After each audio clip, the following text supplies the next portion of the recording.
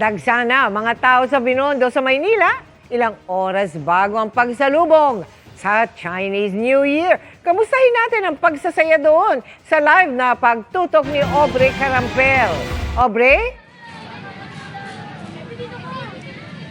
Well, ngayon pa lang, babatiin ko na kayo ng Pyonghee Watchay dahil ilang oras na lang ay Chinese New Year na at saan pa nga ba masayang salubungin ng Year of the Fire Horse kundi dito sa Binondo sa Maynila, ang tinaguriang oldest Chinatown in the world. Kaya naman, kita mo, parami na ng parami ang mga taong pumupunta dito ngayong bispiras ng Chinese New Year. Sa Ongpin Street, marami nang namamasyal. Hile-hilera ang mga itinitindang sari-saring pagkain, prutas at pinaniniwala ang pampaswerte. Ang BFFs na sina Jen at Lauren, taon-taong nagpupunta ng Binondo tuwing Chinese New Year. Gagala, tas food trip, and then bibili kami ng pampaswerte. Saan nyo gustong swertein ngayong Year of the Horse? Siswertehin sa lahat ng bagay, sa health nga, importante yung health, tsaka pera. Good health ng family. Tsaka sana makapunta na ako ng US. Pero kahit maraming tao, sabi ni Aling Norina na nagbebenta ng Lucky Charms, matumal pa rin daw ang benta. Ngayon po matumal. Baka bukas po swerte na po kami, mabili na po kami bukas. Food trip at shopping na mga pinaniniwala ang pampaswerte tulad ng mga bilog na prutas, charms at pasalubong ang pakay ng mga nagpunta rito. Ambunan ng blessing ng Chinese New Year. Naniniwala kayo, nasuswertehin kayo. Apo, Ano ginagawa nyo ngayon? Namimili kayo ng charms, kumakain. Apo, nagtitingin-tingin, kakain, pagkatapos mamaya mamili ng mga pang-charm sa pampaswerte.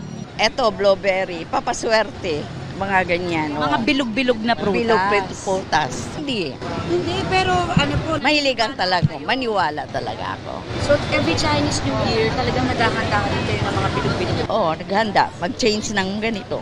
Charms, oo, paswerte. Para ma-experience din yung Chinese New Year. So, obviously, part of that is yung tikoy. For something new po. Something new. Something new. Masarap ba yung mga pagkain dito sa Binondo? Opo. Ano nang mga na-try nyo? Fries, tsaka yung sugar cane, yung mochi. Pati mga bata, sinamantala rin ang dagsa ng tao.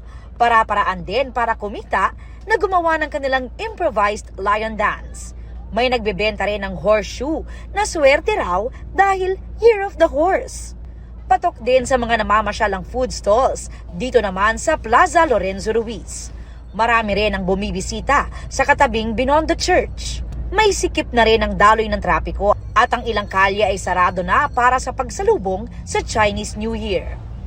Kapansin-pansin naman na may mga nakadeploy na rin ang mga pulis para mapanatili ang peace and order.